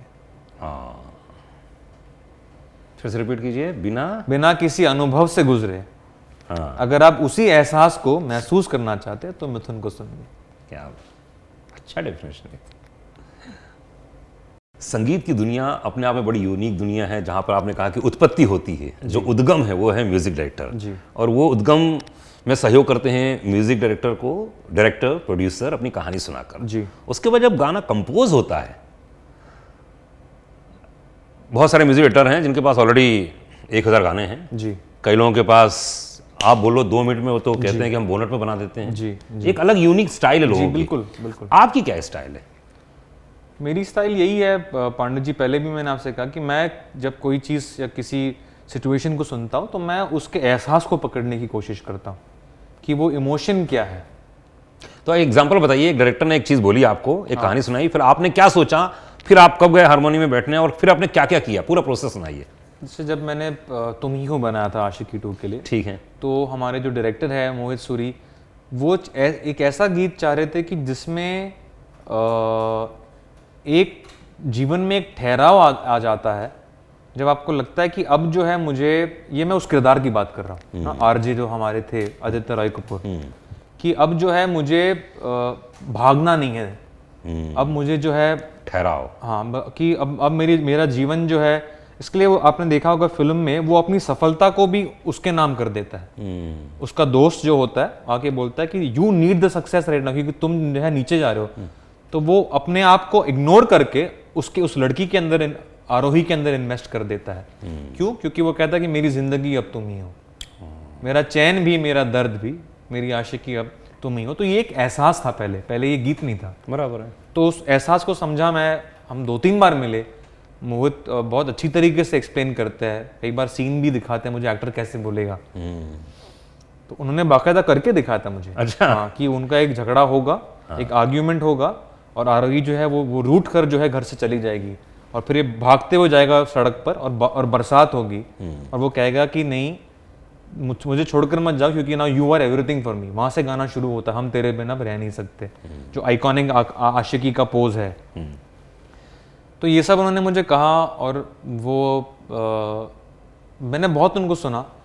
फिर जाते जाते दरवाजे पर मैंने उनसे पूछा कि मोहित, हमने काफ़ी बातें की, लेकिन इस पूरे संवाद को अगर आप एक लाइन में कहोगे तो क्या बोलोगे, क्या होना चाहिए गीत? क्योंकि मुझे लगा कि हमने कुछ बहुत इंटेलेक्चुअल थोड़ा ज़्यादा हो गए थे हम। तो उन्होंने कहा कि इसका जवाब तो है नहीं। सोचा, फिर बस जाते जाते वो बोले तुम ही हो और चले गए। सिर्फ तुम ही हो। तो वो जो 3 अल्फाज है वो मेरे साथ रह ले। फिर मैं वापस अपने पियानो पर गया, आमतौर से पियानो पे ही मैं कंपोज करता हूँ, और सबसे पहले तुम ही हो से भी पहले आया क्योंकि। अच्छा। हाँ, और फिर मैंने क्योंकि तुम ही हो, सबसे पहले ये धुन आई, और फिर मैंने हम तेरे बिन बनाया, और फिर जो है अंतरा, और फिर गाना आगे बढ़ा। लेकिन इस किस्म के जो कन्वर्सेशन होते हैं, कम से कम मेरे लिए पांडे जी ये बहुत कीमती है, मेरे अनुभव के लिए भी और परिणाम के लिए भी, दोनों के लिए बहुत कीमती है। बहुत बड़ी बात है कि आप उस चीज़ को महसूस फील करना पड़ता है। तो आपने बताया क्योंकि तुम ही हो, कुछ और नहीं हो सकता था? बिल्कुल हो सकता था और होता भी है। होता है। फिर क्या करते हैं? फिर अलग अलग अच्छे अच्छे गाने आते हैं। और ये देखिए, ये मेरा तर्जुमा मेरा था। मुझे लगा कि वो ऐसे होगा। अगर वो किसी और कंपोजर के पास होता, वो भी शायद अपने तरीके से, वो शायद ऊंचे स्वर में होता ना। तुम ही हो जो है ऊपर स्वर, क्योंकि मैंने जो है बहुत उसको जो है मिड में रखा है, एफ माइनर की है गाने का, वो बहुत ऊंचा सुर नहीं है। इनफैक्ट गाना शुरू ऊपर होता है कि हम तेरे बिन अब रह नहीं सकते, तेरे बिना क्या वजूद मेरा, तुझसे जुदा अगर हो जाएंगे तो खुद से ही हो जाएंगे जुदा, क्योंकि तुम। तो देखिए, आप जब आप गाने के हृदय पे आते हो, वो मधुर हो जाता है, वो धीमा हो जाता है, वो ठहर जाता है। हाँ, फिर आपने शुरू किया क्योंकि तुम। बिल्कुल बिल्कुल, क्या बात है। फिर उसके बाद आपने, जब ये आपका सुर मेलोडी बन जाती है जी, उसके बाद क्या करते हैं आप? फिर उसका जो है, उसकी सजाहट होती है, इसका जो इंटरल्यूड है वो भी मुझे बहुत प्यारा लगता है। तररर तर क्योंकि तुम तारा रे रे रे रे रे रे तारा रा रा रा रा रा दी री री रा रा तारा दा रा रा रा। ये भी वही कह रहा है, ये सुर अलग है लेकिन ये वही कह रहा है कि ये तुम्हियों को सेलिब्रेट कर रहा है। उसका जो उत्सव है वो चल रहा है। कितना मायने रखता है ये जो कंपोजिशन तो खैर हो ही गई, उसके बाद जो ये मिक्सिंग होती है, क्या बोलते हैं आप लोग उसको? Programming, arrangement. बिल्कुल। क्या बोलना चाहेंगे अरेंजमेंट के बारे में? आपको किस गाने का अरेंजमेंट बहुत कमाल लगता है? आपकी ही फिल्म का हो, किसी और ने बनाया हो, लेकिन आपको लगता है कि अनुराग ये मुझे अच्छा लगता है। जैसे मुझे याद है लक्ष्मीकांत प्यारेलाल में जैसे हीरो का अपन ने बात की जी, वो तो अरेंजमेंट ही रहा होगा ना कहीं से। बहुत अरेंज कड़क। मुझे लगता है कि लक्ष्मीकांत प्यारेलाल जी से बेहतर अरेंजमेंट इस देश ने देखा नहीं है ना। कमाल है भाई साहब। कोई भी गीत आप देख लीजिए। हाई, मैं कल मेरा गाँव मेरा देश के गाने सुन रहा था। ओहो, उसके जो अरेंजमेंट्स है, मैं आज आने जा सुन रहा था, उसका तो इंट्रो है, 1 मिनट का तो उसका इंट्रो है। तो ये और फिर धीरे से बिल्कुल जब क्या शुरू होता है, बहुत सुंदर। और लता जी ने गाया। हाँ, लता जी ने। तो अरेंजमेंट के बारे में थोड़ा सा बताइए, क्योंकि बहुत सारे लोग हैं म्यूजिक डायरेक्टर बनना चाहते हैं, कई लोग सिंगर बनना चाहते हैं, और कोने कोने में, वर्ल्ड के कोने कोने में लोग बैठे हुए हैं। अरेंजमेंट क्या चीज़ है, कहाँ से कैसे अच्छी बनी है, कौन कौन से गाने याद आते हैं अरेंजमेंट के हिसाब से? अरेंजमेंट के मैं अगर आपको प्रधान जो गाने हैं उसके बताओ तो मैं शायर तो नहीं। ओके। उसका अरेंजमेंट जो है बहुत खूबसूरत है। और आप बताइए कौन सा कैसा है? जैसे ता ता तरा ता तरा ता तरा रा दरा रा तरा रा दरा तारा रा धीरा दरा रा रा रा रा ता दरा रा तरा रा ता तन तन ता तन प्यार का नाम मेरे। ओह क्या बात है। हाँ कमाल है ना। बिल्कुल, गौरी नहीं क्या। और ये चीजें जो है मतलब छुप जाती, लोग जो मतलब जानबूझ के नहीं, लेकिन लोग मदहोश हो जाते हैं, लेकिन उनको पता नहीं कि जो है जो बज रहा है क्यों अच्छा लग रहा है, क्यों अच्छा लग रहा है। इतना एक जीवित चीज जो है चल रही है इसके साथ में। दूसरा गाना कौन सा याद आता है? अरेंजमेंट की हम बात करें तो AGOG, ओके। राम लखन का। अच्छा। तो उसका जो वो वो तो एंड है, वो देखिए वो आइकॉनिक एंड है, उसमें कोई सुर भी नहीं है। हाँ। लेकिन धिंग क्रांग धिंग धिंग क्रांग धिंग क्रांग, वो पूरा एक मतलब एक आवर्तन है वो पूरा। और वो किरदार को स्थापित करने में कितना उसका योगदान है। आप अनिल कपूर के किरदार से जनाधीन था वही याद आता है। बिल्कुल, क्योंकि उन्होंने वो संगीत ने, उस अरेंजमेंट ने उसको स्थापित किया है। तो ये सिनेमा से जुड़ी हुई बातें हैं सब। एलपी है ना ये भी एलपी है। ओहो। और बताइए भाई अरेंजमेंट के बारे में बताइए। अच्छा, बेस्ट अरेंजर कौन लगा आज तक आपको? नाम लेना चाहें तो आप प्लीज। बिल्कुल ले सकते हैं। सबसे मेरे फेवरेट है कि मेरे पापा ने जो नदीम श्रवण के लिए जो अरेंजमेंट्स किए हैं, क्योंकि उनका पूरा अरेंजमेंट, साउंड डिजाइन, अच्छा पिताजी ने किया? बिल्कुल वही करते हैं। अच्छा। आशिकी 1 से लेकर उनकी आखिरी फिल्म तक जो उन्होंने साथ में की। अच्छा। तो वो जैसे सांसों की जरूरत का जो गिटार पीस है, बिल्कुल वो मेरे पापा का बनाया हुआ है। अरे वाह। तो ये जो योगदान है ये बहुत कीमती है। बहुत कीमती, लोग समझते नहीं इस बात को, है ना।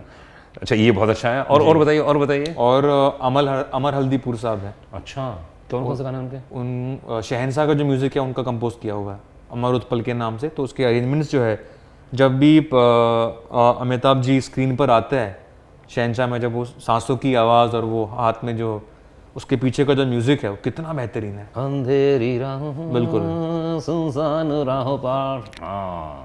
बहुत खूबसूरत। क्या बात है। और कौन से अरेंजमेंट के बारे में बताओ, मैं बहुत इंटरेस्टेड हूँ यार, क्योंकि ये नया एक जोन है जो बहुत कम लोग इसको गौर करते हैं, बहुत कम, और मुझे बहुत तकलीफ होती है जी यार क्या। और अगर वो अरेंजमेंट ही स्टार्टिंग ही बकवास हो जाए ना तो समझ में नहीं आता गाना कहाँ जा रहा है, है ना। क्योंकि लोग तो सिर्फ म्यूजिक डायरेक्टर को समझते हैं, सिंगर को समझते हैं, अरेंजमेंट समझते नहीं है, नहीं समझते। जबकि छोटी छोटी बारीक वो खासतौर से मैं तो आर डी बर्मा को बोलना चाहूंगा। बिल्कुल, उनके अरेंजर मतलब कौन थे? वो खुद भी करते थे। अच्छा, खुद भी करते थे। और उनकी टीम में आई थिंक बासुदा भी रहे हैं। अच्छा, मनोहरी दा भी रहे हैं। हाँ मनोहरी दा भी रहे, वो भी रहे हैं। मारुति जी भी रहे हैं। बहुत बहुत बहुत हुनरमान लोग थे उनके टीम में। और पंचम दा खुद भी करते थे, बहुत सारे आइडियाज मिलकर डेवलप करते थे। आप खुद भी करते हैं अरेंजमेंट? मैं खुद ही करता हूँ। अच्छा, सब मेरे सारे गाने खुद ही अरेंज करते हैं आप? बिल्कुल, मौला मेरे मौला से लेके गदर 2 तक मैंने सारे गाने। अच्छा, आपके कोई अरेंजर नहीं है? जी, मैं खुद ही करता हूँ। आई शाबाश। तो ये तो बड़ा, क्योंकि मुझे पापा ने ये सिखाया कि गाने से पहले माइक लगाना सीखो। सही बात है। तो वो उसी नियम पर हम जो है बड़े हुए। और ये देखिए, ये परिवारवाद की जब बात आती है तो सिखाई तो वही हुई ना। तो सिखाई वही हुई। तो मैं उसको बोझ की तरह नहीं, मैं उसको आशीष की तरह लेता कि मुझे फ़ख्र है कि मैं इस परिवार में बड़ा हुआ। इस परिवार ने मुझे जो ज्ञान दिया, मुझे संस्कार दिए, मुझे ये सारे नियम बताए।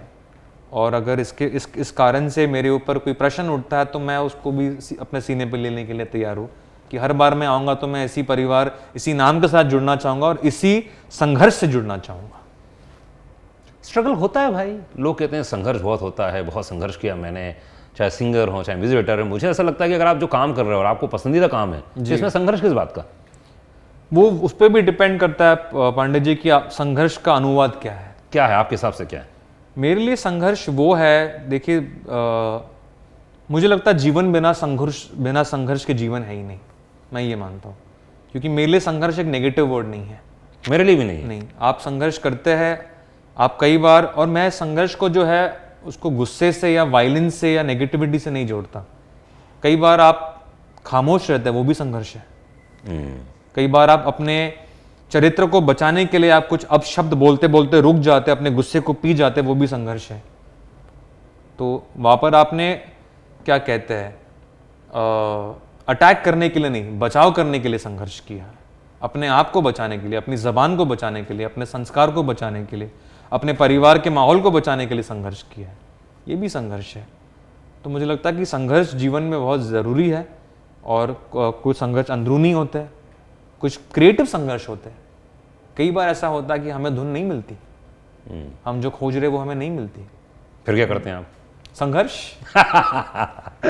अच्छा। कई बार मैं रात को सो नहीं पाता, अगर मैं जो मेरे मन में ख्याल है, एक ढांचा बना है गाने का, मैं सुन नहीं पा रहा उसको, लेकिन मेरे मन में है, वो जहन में है लेकिन कानों में नहीं है। देखिए ये संघर्ष है।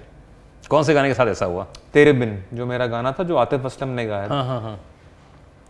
तेरे बिन मैं यूं कैसे जिया तेरे बिन। तो मैं उस किस्म की आवाज़, उसका जो हार्मनी है, उसका जो माहौल है, उसका ग्रूव है, मैं वैसा गाना करना चाह रहा था, लेकिन ये धुन आ नहीं रही थी। तो और आज भी ऐसा होता है कि मुझे जब कोई ब्रीफ मिलता है लेकिन उस पर मुझे नहीं समझ में आ रहा, तो मैं खाना छोड़ देता हूँ, मैं बाहर जाना छोड़ देता हूँ, मैं किसी सोशल फंक्शन में नहीं जुड़ पाता हूँ, मैं किसी से फ़ोन पे बात नहीं करता हूँ, 2-2 3-3 दिन तक फ़ोन बंद रहता है। ये भी संघर्ष है और ये ज़रूरी है। संघर्ष है क्योंकि हम जीवित हैं। सही बात ना, मृत्यु के बाद क्या संघर्ष होगा? जिंदा है मतलब संघर्ष है। बिल्कुल। मृत्यु के बाद क्या है? किसी म्यूजिक डायरेक्टर की जिंदगी में सबसे पीक पॉइंट क्या होता है? जब गाना आप सुनते हैं, जब पहला बीज डालते हैं, अरेंजमेंट हो जाता है, सिंगर आके गा जाता है, आपके हिसाब से क्या लगता है कि एक म्यूजिक डायरेक्टर की जिंदगी में पीक क्या होता है कि जब गाना पॉपुलर हो जाता है, आपको सबसे ज्यादा मजा मेरे कब क्रम आता है? में पांडे जी पॉपुलैरिटी सबसे आखिर में आता है। ओके। मुझे लगता है जो ब्रेक थ्रू पॉइंट होता है, वो जो, जैसे मैंने आपको तुम ही हो को बताया कि वो जब आमद होती है, हाँ, वो, क्योंकि उसके बाद में सब आसान है। उसके बाद में निखारना, उसको बढ़ाना, मेल वर्जन, फीमेल वर्जन, सूफी वर्जन, वो सब होते रहेंगे। फिर पूरी दुनिया खुली हुई है। लेकिन वो जो ब्रेक थ्रू पॉइंट होता है, वो बहुत उसको मैं गॉड मोमेंट बोलता हूँ। और आपको मजा भी उसी में आता है? बहुत ज़्यादा। आपकी सफलता का परिभाषा क्या है? आप क्यों सफल हैं? आपको क्या लगता है कितने सफल हैं? 10 में से कितने नंबर में आप आते हैं? 10 में 10 जी। आप सफल हैं? जी। मैं अगर आज मैं जो करना चाह रहा था, जो बचपन से करना चाह रहा था, जो मैंने प्रार्थना की थी कि मुझे ऐसा जीवन चाहिए, मैं वो जीवन जी रहा हूँ। जो नहीं करना चाहता हूँ नहीं करता हूँ। बट जब फिल्म फ्लॉप हो जाती है तो क्या हुआ? तो फ्लॉप का आपने फ्लॉप को असफलता से जोड़ दिया फिर से। आपके हिसाब से नहीं है? नहीं, मैंने पिछले साल शमशेरा का म्यूज़िक किया था, तो मैं उसी में आ रहा था जी। तो आंकड़ों में वो फिल्म शायद वहाँ पर नहीं उतर पाई जो लोग हम उम्मीद कर रहे थे।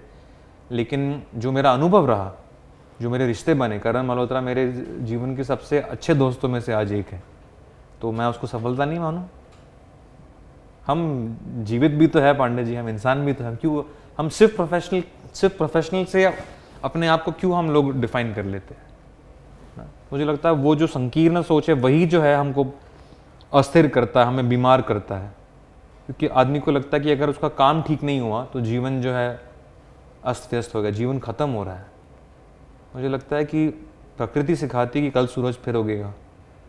तब तक के लिए मुस्कुराते तो रहो, ब्लैक कॉफ़ी ही पी लो। तो ये मुझे लगता है कि ये जो सुनने में बातें कभी कभी किताबी लगती है, लेकिन किताबें भी जीवन पर ही लिखी गई है। क्या बात है, क्या बात है, क्या बात, बहुत बढ़िया, क्या बड़ी बात बोली आपने। अगर आप म्यूजिक डायरेक्टर नहीं होते जी तो क्या होते? मैं आपके साथ पॉडकास्ट किया करता था, अभी तो वो ही लग रहा है ना। आप करते, आप बुद्धिजीवी इंसान हो, पढ़े लिखे इंसान हो, तो पॉडकास्ट आप जरूर करते, क्योंकि मैंने कहा कि मेरे जीवन का मकसद ही ये है, टच, मूव और इंस्पायर करना। जी जी। मैं लोगों के टच में आना चाहता हूँ, मिलना चाहता हूँ, अपनी बातों से मूव करना चाहता हूँ और इंस्पायर करना चाहता हूँ। हाँ, हम स्टूडियो में, जैसे आप अपने शूटिंग स्टूडियो पे ये करते हैं, आप कैमरा के माध्यम से लोगों से जुड़ते हैं, तो मैं क्या कहते हैं, मैं ध्वनि के माध्यम से वही करता हूँ। तो मैं लोगों से जुड़ता हूँ। किसी ने मुझे हाल ही में हम बात कर रहे थे, सोशल मीडिया नंबर्स की हम बात कर रहे थे, और लोग कह रहे थे कि कनेक्टिविटी हो। तो मेरे एक व्यक्ति ने कहा कि मिथुन, आपके दोनों को लोग 15-20 सालों से ऐसे अपना रहे हैं, आपसे ज़्यादा कनेक्टेड आदमी कौन है भारत देश से, भारत की जनता से? सही बात। कि आप जो चीज़ कल्पना करते हो, आप जिस चीज़ को निराकार से आकार करते हो, वो लोग 2 दिन में गाने लगते हैं। हाँ। ये कनेक्शन नहीं तो फिर क्या है?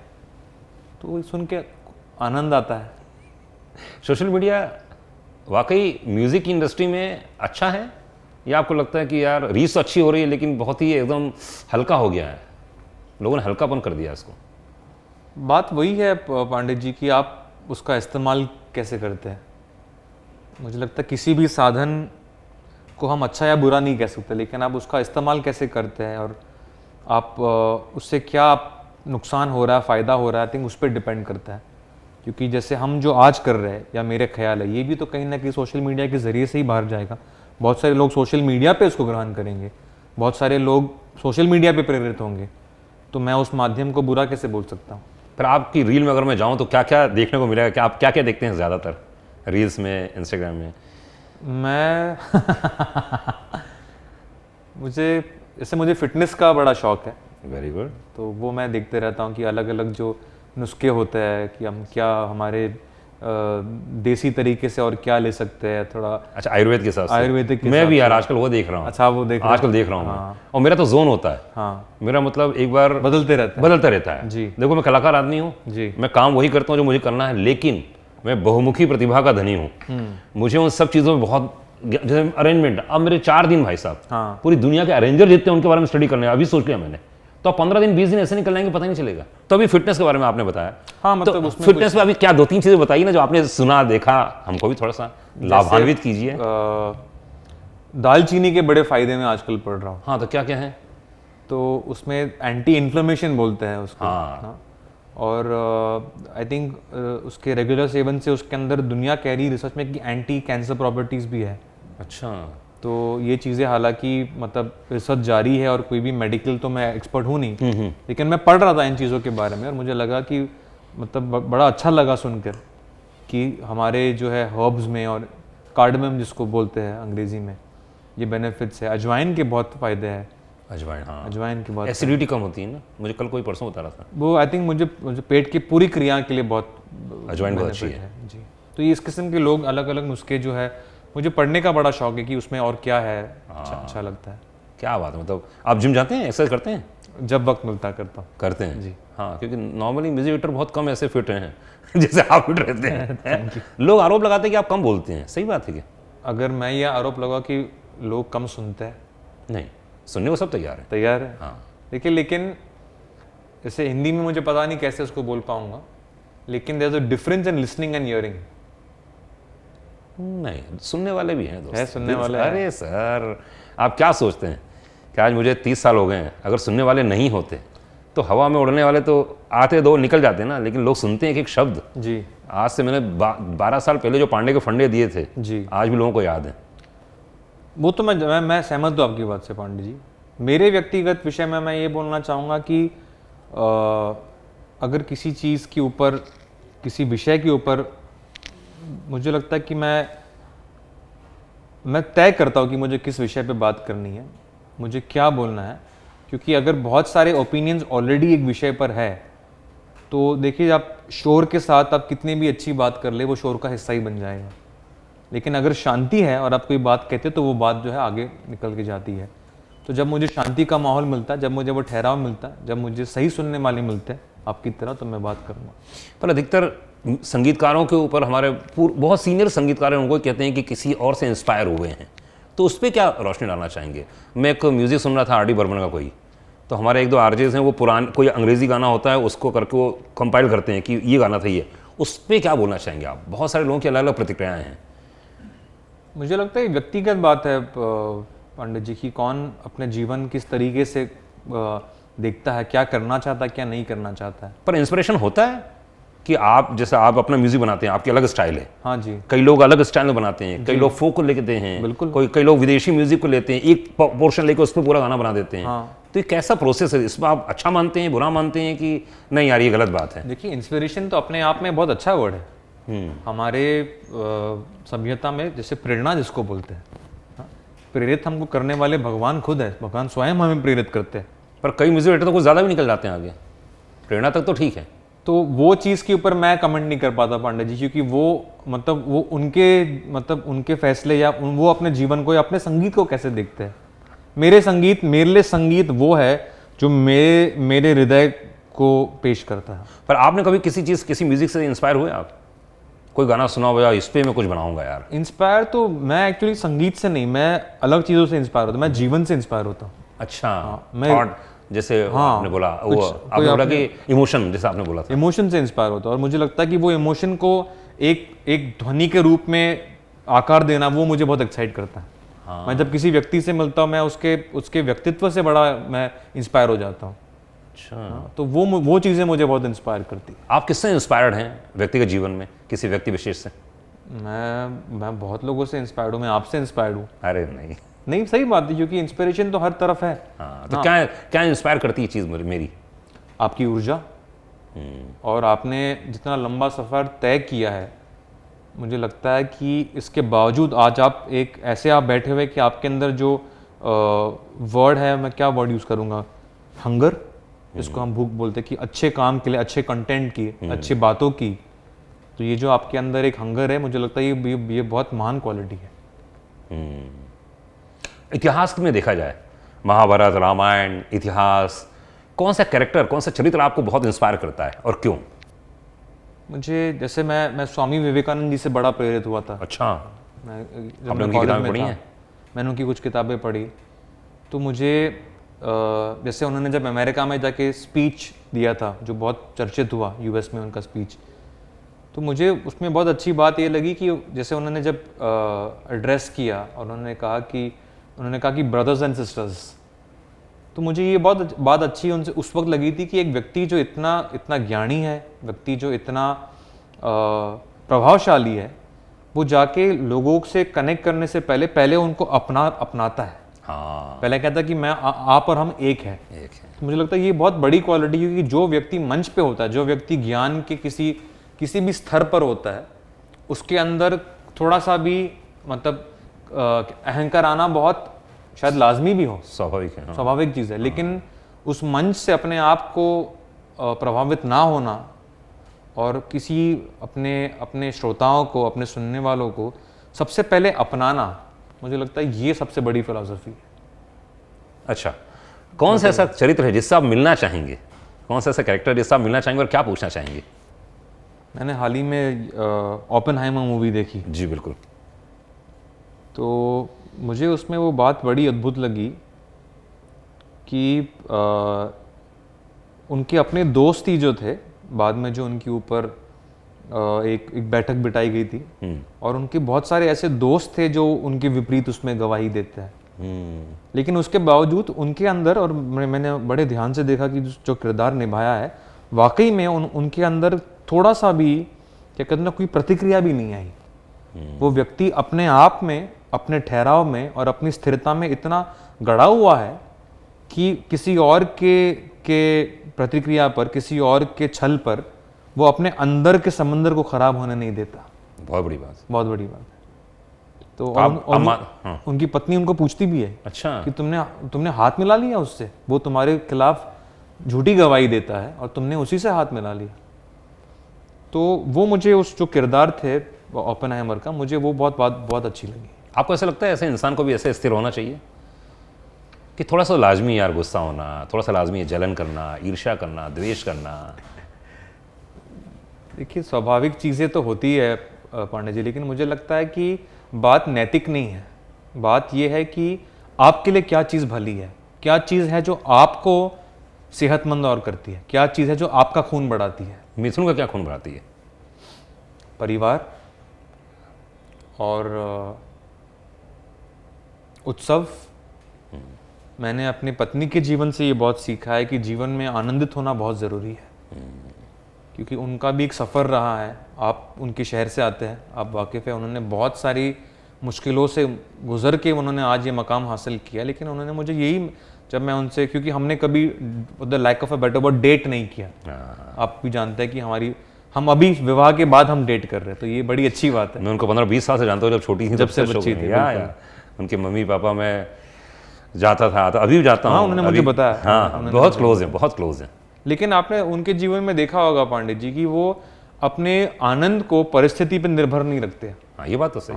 और ये साधना वाली बात है और सीखने वाली बात। सीखने वाली बात है। तो कैसे मुलाकात हुई, कैसे शादी का प्लान किया आप लोगों ने? किसी को तो मालूम ही नहीं पड़ा यार। जब हमारे पास कार्ड आया, मैंने फोन किया, बोला ये क्या है? बोला हाँ। मैंने अरे श्योर, मजाक तो नहीं कर रहे तुम? बोले नहीं, कंफर्म है। क्या हुआ बताओ ना यार, थोड़ा सा बताओ उसके बारे में, कैसे प्लानिंग बनी, क्या हुआ? बहुत साधारण था पांडे जी, क्योंकि ऐसा कुछ, आप उनको जानते हैं, आप मुझे भी जानते हैं कि हम लोग ऐसे कोई सोशली एक्टिव या सोशली कनेक्टेड लोग नहीं हैं। तो मैं काफ़ी टाइम से उनके साथ मैंने काम किया, आशिकी 2 में भी हमने साथ में काम किया, लेकिन कभी कोई सामाजिक तौर पे या कोई ऐसा सोशल ना हम कभी मिले, ना कभी बात किए, गानों के अलावा, काम के अलावा, ऐसा कुछ कभी नहीं था। ये तो हाल ही की बात है कि जब मैं अपने जीवन के अगले पड़ाव में प्रवेश करना चाह रहा था, और जब मेरे माता पिता भी चाह रहे थे कि मैं विवाह की ओर प्रस्थान करूं, तो मेरे जहन में उनका ख्याल आया। अच्छा। हाँ, आपके जहन में था? जी बिल्कुल। अच्छा। जो है क्या पहला कदम मैंने बढ़ाया है। अच्छा। हाँ, ये बात तो सही। तो फिर क्या बात हुई, क्या कब मिले आप लोग, और कैसे आपने प्रपोज किया? नहीं, प्रपोज तो नहीं कर सकते, लेकिन जी मैंने उनसे बात की, क्योंकि मुझे लगा कि मुझे अपने, जो मेरा ख्याल है, जो मेरा विचार है, क्योंकि मुझे लगता है कि विवाह एक बहुत ही आदरणीय चीज़ है। ऑफ कोर्स, बहुत सम्मान। तो मैंने उसी की बात की, तो कितनी अच्छी बात है, मुझे बहुत मेरा आदर बढ़ गया उनके लिए जब उन्होंने मुझे कहा कि आपको मुझसे पहले जो है, आपको मेरे माता पिता के साथ संबंध बनाना पड़ेगा। अच्छा। आपको उनके साथ वक्त बिताना पड़ेगा, आपको उनसे बात करनी पड़ेगी। तो मुझे बात बहुत अच्छी लगी, और फिर मैंने और मेरे परिवार वालों ने उनके माता पिता से बात की, और फिर हमें अनुमति मिली बात करने के लिए। बाप रे, होता नहीं है फिल्म इंडस्ट्री में तो। हाँ, तो शौक तो रह गई होंगी जब आपने ऐसा कुछ बोला होगा उनको तो। हाँ, मतलब उनकी प्रतिक्रिया तो बहुत, क्या कहेंगे कि बहुत सुलझे हुए व्यक्ति है, और क्या कहते हैं ना कि हर चीज़ को के मायने समझती है। तो मेरे जीवन को भी उन्होंने बहुत अच्छी तरीके से जाना, मेरे सफ़र को बहुत अच्छी तरीके से समझा है। तो जब ये बात की तो उनको पता था कि मैं अगर कोई बात बोल रहा था, उसके पीछे जो लोहा है वो बड़ा मजबूत है। हाँ। मजबूत है। ऐसा नहीं कि ऐसी बात कर रहे हैं। नहीं, ये बात वो जानते थे, तभी तो उन्होंने बोला भी, वरना कोई व्यक्ति अपने माता पिता तक क्यों मामले को बढ़ाएगा। तो आपने शादी कर ली, उसके पहले डेट की ही नहीं, मिले ही नहीं, बात ही नहीं की ज़्यादा? जी, हमने ऑब्वियसली एक बार जब माता पिता शामिल हुए तो फिर हमने कुछ बातें की, कुछ थोड़ा सा हमने इंटरेक्ट किया, लेकिन हम विवाह के बाद जिस तरीके से एक दूसरे को जान रहे, मतलब ये बड़ा, और ये कोई नई बात नहीं है पांडे जी, ये हमारे संस्कार है, ये हमारा देश है, ये हमारे माता पिता, हमारे दादा दादी यही किए हैं, और तभी उनका जो विवाह भी है। जो मैं कह रहा था कि इतिहास, आप पूछ रहे थे अभी 2 सेगमेंट पहले, इतिहास में क्या सीखे, मैं बोला आप ये सीखे, अगर आप विवाह में वो चाह रहे तो, राइट। मैं ये नहीं कह रहा कि आप विवाह करो, लेकिन अगर आप विवाह कर रहे, मुझे लगता है कि हम कथा में सीखते हैं, किसी पूजा कथा में सीखते हैं कि कोई चीज़ करने से पहले वो काम किसने किया, कैसे किया, उसका परिणाम क्या, पहले वो जाके सीखो। ये हम कथा में सुनते हैं, बचपन से सुनते आ रहे हैं, पंडित जी सुनाते थे हमारे घर पे। सही बात। तो वही वाली बात है, अगर आप विवाह करना चाह रहे हैं तो मुझे लगता है कि आप किसी क्या कहते हैं, किसी भी सूडो स्ट्रक्चर से बेटर आप अपने इतिहास में जाके देखें, आप अपने परिवार वालों को देखें गलत और सही शायद दोनों मिल जाए आपको, दोनों में सीखे और उसको लागू करें। तो एक सफल वैवाहिक जीवन के लिए क्या क्या आवश्यकता चीज़ें होती हैं, आवश्यक चीज़ें हैं? देखिए अभी तो मुझे 1 साल भी नहीं हुआ। फिर भी लगता है, आइडियली बता दीजिए आपके हिसाब से क्या आदर्श है? मुझे लगता है, देखिए ये तो कोई कहने की बात नहीं कि प्रेम जो है वो हर चीज़ का आधार है, लेकिन मुझे लगता है कि प्रेम की परिभाषा क्या है, आपके हिसाब से क्या है? मुझे लगता है कि प्रेम एक निर्णय है पंडित जी, निर्णय है। प्रेम एहसास नहीं है। ओके। प्रेम एहसास नहीं, क्योंकि एहसास जो है बदल सकता है। हाँ। हर दिन जो है, मुझे अगर हो सकता है आपका दिन खराब गया हो, आपको नींद अच्छी नहीं आई हो सकता है आप सुबह उठे तो आप बहुत, हम बोलते हैं ना ग्रम्पी उठते हैं कई बार, कि किसी से बात करने का मन नहीं करता। लेकिन मुझे लगता है अगर मैं विवाह में हूँ और मैं उठ के कह दूं कि मैं आज बात नहीं करना चाहता किसी से, तो मैं उस विवाह के लायक नहीं हूँ। फिर आपने उस संस्था का अपमान किया है, फिर आपको अपनी स्पेस प्रोटेक्ट करनी चाहिए थी, आपको विवाह में प्रवेश नहीं करना चाहिए, क्योंकि अभी आप नहीं है, आपके साथ एक साथ है, आपके साथ एक और आप है, और आप दोनों मिलकर आप है।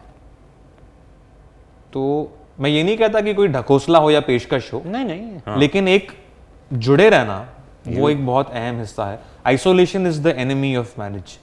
अच्छा, आइसोलेशन में नहीं होना चाहिए। इतना सारा संगीत देने के बाद जी 2004-2005 से एंट्री, जी, उसके बाद अब तो मतलब 15-16-17 साल होने जा रहे हैं जी। क्या डिफरेंस आ गया फिल्म इंडस्ट्री में, वो और आपकी मैच्योरिटी में? क्या आपको पहले लगता था और अभी क्या लगता है आपके जीवन में, फिल्म इंडस्ट्री में, संगीत में? जी, बदलाव तो बहुत है पांडे जी, लेकिन उसको अगर मैं संक्षेप में कहूँ तो मुझे लगता है कि पहले जो है एक नौजवान होने के नाते और एक बालक होने के नाते मैं लोगों का जो है एक वैलिडेशन हमेशा खोजता था पहले। हाँ बिल्कुल। और वो अच्छी बात है भी, क्योंकि एक जज्बा था कि लोग मेरे काम को सराहें, समझदार लोग मेरे काम को की तारीफ करें। आज मुझे ऐसा लगता है कि मैं अपने जो करता हूँ पहले अपने लिए करता हूँ, मुझे आनंद मिलना चाहिए, मैं अपने लिए जो कुछ करता हूँ अपने लिए करता हूँ। तो और जब मुझे आनंद मिलता तो परिणाम वही है। ऐसा नहीं कि मैं क्या बोलता हूँ कि स्वार्थी हो गया हूँ। नहीं, पर इसमें तो लोग एरोगेंसी भी कह सकते हैं कि यार अपने लिए काम करते हो कि हम जैसे श्रोताओं के लिए काम करते हैं आप, अगर एक संगीत बनाते हैं आप? मुझे ऐसा लगता है पांडे जी, श्रोताओं जो है वो मुझसे जुड़े हुए हैं। वो मुझे अब कॉन्फिडेंस मिल गया है अभी। हाँ। इतने स्ट्रीम्स के बाद, काम करने के बाद। हाँ, तो इतने सारे मतलब जिस तरीके से मेरा म्यूजिक लोग कंज्यूम करते हैं, क्योंकि अभी सारे आंकड़े हमारे पास है, तो स्पॉटिफाई पे जिस किस्म से मंथली में लोग मेरा म्यूजिक कंज्यूम करते हैं, तो मुझे लगता है कि वो मेरे हृदय का हिस्सा है, मैं उनके साथ भी कहीं ना कहीं एक हूँ। तो मुझे वो एक कॉन्फिडेंस है, वो एक पॉजिटिविटी है। और मुझे ये भी लगता है कि मैं जब मैं खुश होता हूँ, जब मैं बहाल होता हूँ, तो उसका परिणाम और भी अच्छा निकल के आएगा। मैं अभी और मेरा संगीत कम नहीं होने वाला अभी, बल्कि मुझे ऐसा लग रहा है कि अब मैं शुरुआत कर रहा हूँ। हाँ, मतलब आपको कहना है जब आप अपने जोन में रहते हैं बिना किसी प्रेशर के, बिना किसी वैलिडेशन के, तो आप अच्छा संगीत और भी मैं एकदम बिल्कुल और शुद्ध संगीत और एंजॉय करते हैं उस बिल्कुल। गदर की बात करूं तो 500 करोड़ की पहली फिल्म आपकी जी, मतलब कंग्रेचुलेशन, बधाई हो। तो इसके खैरियत तो खैर है ही है, इसके 2 गाने बड़े पॉपुलर हो गए जी, है ना। 2 गाने तो पुराने थे ही जी, वो तो खैर उत्तम जी ने बहुत कमाल बनाए थे। बिल्कुल। तो ये 2 गानों के बारे में थोड़ी सी जिक्र करते हैं, थोड़ी सी बात करते हैं। हर रील में भाई साहब देखने को मिल रहा है, हर जगह मिल रहा है, तो इस गाने के बारे में बताइए। मैं बहुत खुश हूँ उसको देखकर। अगर मैं दिल झूम की बात करूँ तो देखिए वो फिल्म है 1971 का बैकड्रॉप है। बिल्कुल। तो अनिल शर्मा जी चाह रहे थे कि गीत उसी दौर का हो, उसी स्टाइल का हो, स्टाइल भी होनी चाहिए। अच्छा, तो इसलिए आपने देखा कि उत्कर्ष ने जो एक्टिंग भी है वो देव साहब से, राजेश खन्ना साहब से प्रेरित होकर उन्होंने परफॉर्म किया है। बराबर है। तो हमने जो अल्फाज भी यूज किए इस कादरी साहब ने कि ये शोखी, ये शरारत, ये नफासत, ये नजाकत, बहुत 70s का ये अंदाज है, बहुत खूबसूरत हो आप सर से पा तक। तो ये इस किस्म का संगीत करके, और अरिजीत को मैंने ब्रीफ ही वही किया था कि हम रफ़ी साहब से बहुत प्रेरित होकर हमने उसको वो अप्रोच लिया, हमने जो उसका गाने का अंदाज है। और आज की जनरेशन ने, क्योंकि देखिए लोग बोलते हैं कि आज का जनरेशन वो उनको रील्स पे छोटा गाना होना चाहिए, ये होना चाहिए, लेकिन मुझे लगता है कि वो जो है वो पैटर्न टूट गया। लोगों ने उसको एक्सेप्ट किया, चलते रेश में पड़ जाते, कवाली नुमा ठेका है। हाँ, तो लोगों ने उसको भी इतना प्यार दिया, हर जगह है। तो मुझे लगता है कि आप ऑडियंस को अंडर एस्टिमेट मत कीजिए, आप दिल से संगीत बनाइए, और अगर वो अच्छा है तो हर लोग उसे कंज्यूम करेंगे। तो जैसे कुछ समय पहले आपने कहा कि अभी तो लगता है मुझे कि शुरुआत हो रही है, बिल्कुल। तो भविष्य क्या होने वाला है? भविष्य आनंदमय होने वाला है और उत्सव और भी बढ़ने वाला है। और संगीत में अब मुझे फिल्म के, हमारे फिल्म जगत में ये जो जागृति आई है, बहुत सारे लोग अब बहुत और भी फिल्में बन रही है, बहुत मुझे हर दिन जो है लोग एक नरेशन के लिए समय मांग रहे हैं। तो मुझे लगता है कि आने वाला समय भारतीय सिनेमा के लिए और दर्शकों के लिए बहुत बहुत शुभ होने वाला है। तो चलिए, मेरी ओर से बहुत बहुत बधाइयाँ, कंग्रेचुलेशंस। बहुत धन्यवाद।